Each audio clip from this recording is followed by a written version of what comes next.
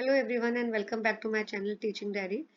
इस वीडियो में हम यूनिट 1 क्लास 11 बैंकिंग का कवर कंटिन्यू करेंगे। Part 1 and 2 I have already uploaded.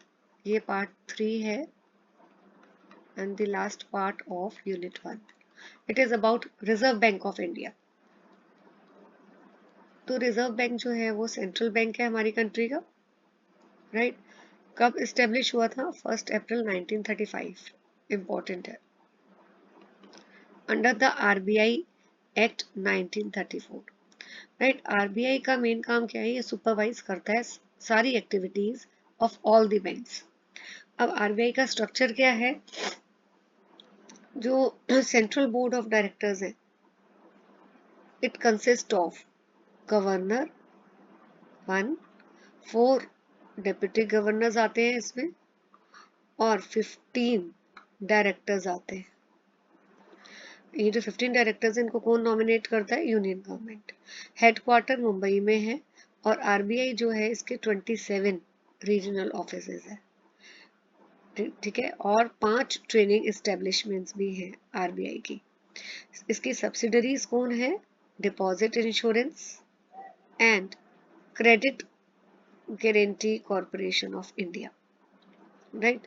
तो एक तो ये हो गया डिपॉजिट इंश्योरेंस एंड पूरा यही है, वन वर्ड ये, डोंट गेट कंफ्यूज्ड। मैं दोबारा एक बारी इसको लिख देती हूँ। ये एक ही है बेटा, ये ठीक है, कोई कंफ्यूजन नहीं होनी चाहिए। तो सब्सिडरी कौन है? Deposit insurance and credit guarantee corporation of India. इसकी फुल फॉर्म भी आपकी 1 मार्कर पेपर में आ सकती है। एंड सेकंड है Bharatiya Reserve Bank Note Mudran Private Limited. इसका भी आपको यहाँ 1 मार्कर फुल फॉर्म आ सकती है। तो you should please learn all this by heart. अब आरबीआई प्रेम्बल जो है वो आरबीआई का वो क्या डिस्क्राइब करता है? ऑब्जेक्टिव्स आरबीआई के, राइट। और ऑब्जेक्टिव क्या है? बैंक नोट्स को, जो इशू ऑफ बैंक नोट्स है उसको रेगुलेट करना, रिजर्व्स रखना, मॉनेटरी स्टेबिलिटी रहे ताकि इंडिया में, right, and to operate the currency and credit system of the country. तो मेन काम है इशू ऑफ बैंक नोट्स, इसको रेगुलेट करना और रिजर्व भी रखना। देन डिपार्टमेंट्स कौन कौन से हैं आरबीआई के? एक तो RBI internal management which is based on functional specialisation and coordination among 20 departments. तो पहला एक तो ये है, और दूसरा डिपार्टमेंट है जो स्पेसिफिक फंक्शंस करते हैं जैसे supervision etcetera. Now important topic from examination point of view is functions. तो पहला काम है मॉनेटरी अथॉरिटी। तो ये क्या करता है? आरबीआई मॉनेटरी पॉलिसी फॉर्मुलेट करता है, राइट, इम्प्लीमेंट करता है। तो ऑब्जेक्टिव क्या है? क्यों मॉनेटरी पॉलिसी बनाई जाती है? ताकि प्राइस स्टेबल रहे and adequate, there is also adequate flow of credit. तो जो भी प्रोडक्टिव सेक्टर्स है जैसे एग्रीकल्चर, इंडस्ट्री, सर्विसेज एक्सेट्रा, अगर इनको फाइनेंस की ज़रूरत है तो आरबीआई इंश्योर करता है कि इनको टाइम टू टाइम जो है फाइनेंस मिले। अच्छा, 2 इम्पॉर्टेंट इंस्ट्रूमेंट्स या टूल्स बोलते हैं फॉर मॉनेटरी कंट्रोल। पहला है सीआरआर जिसे कैश रिजर्व रेशियो भी बोलते हैं, और दूसरा एसएलआर जिसे स्टैट्यूटरी लिक्विडिटी रेशियो बोलते हैं। तो व्हाट इज सीआरआर? सीआरआर का मतलब होता है ये अमाउंट ऑफ कैश है जो हर बैंक को आरबीआई के पास रखना पड़ता है, ठीक है। तो bank are suppose to deposit some cash with RBI, तो उसी को बोलते हैं कैश रिजर्व रेशो। और स्टैट्यूटरी लिक्विडिटी रेशो क्या है? ये वो मनी है या वो अमाउंट है जो बैंक्स अपने पास ही रखता है। बैंक उसको यूज नहीं कर सकता फंड्स को लेंडिंग के लिए, राइट। सो बैंक जो है वो अपने पास, उसके लिए मैंडेटरी है बैंक के पास कि बैंक को ये पैसा अलग ही रखना है अपने पास और उसको यूज नहीं करना। इमरजेंसी के लिए। Then liquidity adjustment facility. अब इसमें जो है मेन फंक्शन क्या है इसका, मैनेज करना day to day liquidity in the banking system. अब इस फैसिलिटी के अंदर बैंक ने दो रेट्स अनाउंस किए हैं, एक तो है आपका रेपो रेट जिसे रीपरचेज रेट बोलते हैं, और दूसरा रिवर्स रेपो रेट। अब what is repo rate? Repo rate क्या होता है बेटा? ये वो रेट है जिसमें आरबीआई मनी लेंड करता है, शॉर्ट टर्म मनी देता है, किसको?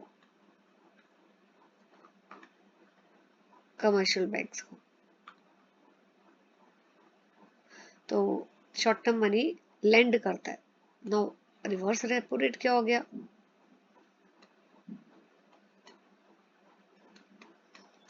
इसमें जो बैंक्स के पास एक्स्ट्रा फंड्स होते हैं, ठीक है, वो बैंक जो है दे देता है आरबीआई को। तो जिस रेट पे बैंक अपने फंड्स देता है आरबीआई को, उसको बोलते हैं reverse repo rate. Now second function है, आरबीआई जो है वो रेगुलेटर भी है और सुपरवाइजर है फाइनेंशियल सिस्टम का। तो आरबीआई जो है वो मेन रेगुलेट करता है और सुपरवाइज करता है banking system, right. Main objective क्या है रेगुलेशन का? क्यों रेगुलेट करता है? ताकि पब्लिक का कॉन्फिडेंस हो सिस्टम में। अगर जब तक कोई मॉनेटरी अथॉरिटी नहीं होगी, सुपरवाइजरी अथॉरिटी नहीं होगी, तो कोई भी फ्रॉड या फ्रॉडलेंट एक्टिविटीज हो सकती है। लेकिन जब कोई रेगुलेटर होता है तो फ्रॉड के चांसेस कम होते हैं, और जब फ्रॉड के चांसेस कम होते हैं तो लोगों को कॉन्फिडेंस आता है सिस्टम में। Then third is bank is the manager of foreign exchange. Bank जो है फॉरेन एक्सचेंज मैनेज करता है, ठीक है, ताकि जितने भी एक्सटर्नल ट्रेड या पेमेंट हो वो मैनेज हो सके। Issuer of currency, bank issue करता है, आरबीआई आरबीआई इशू करता है करेंसी नोट्स, राइट, और उनको डिस्ट्रॉय भी करता है जो फिट नहीं होते इशू के लिए।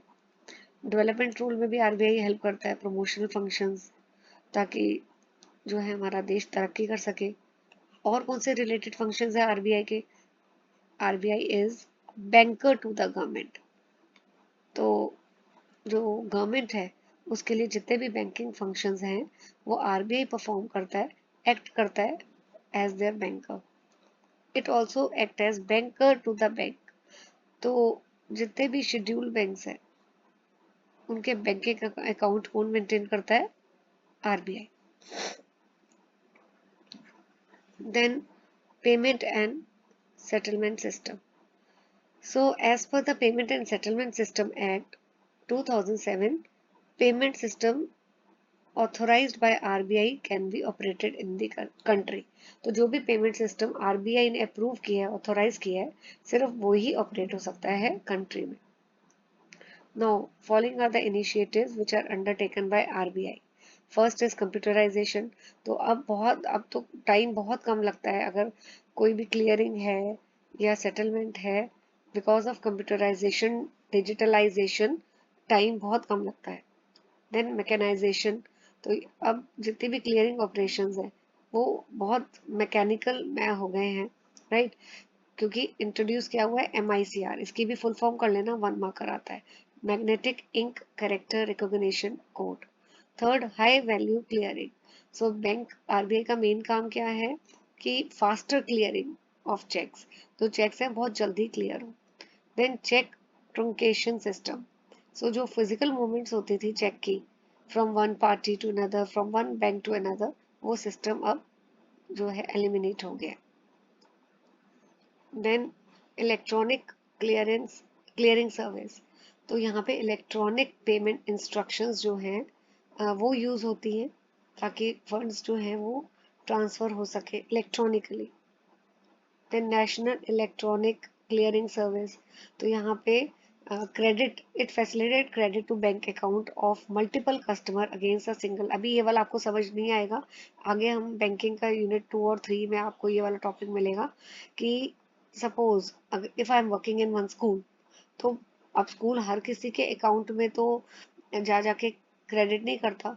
स्कूल जब भी सैलरी देता है सभी टीचर्स को, तो स्कूल के अकाउंट से वन टाइम डेबिट होता है, लेकिन जो जितने मल्टीपल यूजर्स है यानी मल्टीपल टीचर्स, उनके अकाउंट में एक साथ क्रेडिट होता है। तो आरबीआई ने ऐसी फैसिलिटी की हुई है with the help of which multiple customers जो है उनके बैंक अकाउंट में क्रेडिट हो जाता है।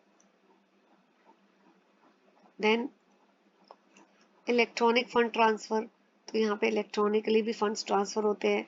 रियल टाइम ग्रॉस सेटलमेंट, तो यहाँ पे जितनी भी बैंक की पेमेंट्स है आपस में, बैंक ए बैंक बी ने जो भी इंटर बैंक पेमेंट सेटल करनी है वो हो जाएगी जब ट्रांजेक्शन का amount is more than 1 lakh.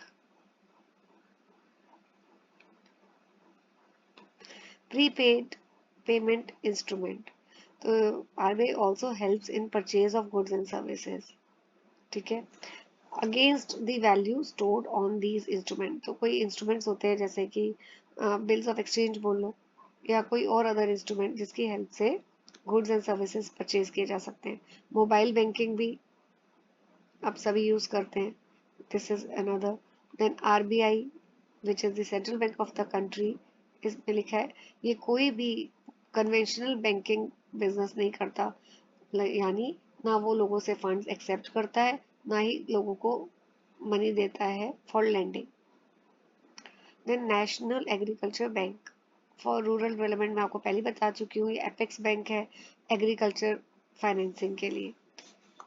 And EXIM it is export import bank of India, तो ये एपेक्स बैंक है in the field of finance for export import. So this is all in this video, and I have covered unit 1 of class 11th banking. In the next video I'll be starting with unit 2. Till then, stay tuned to my channel. Please hit the like button, share and subscribe to my channel. Thank you for watching the video.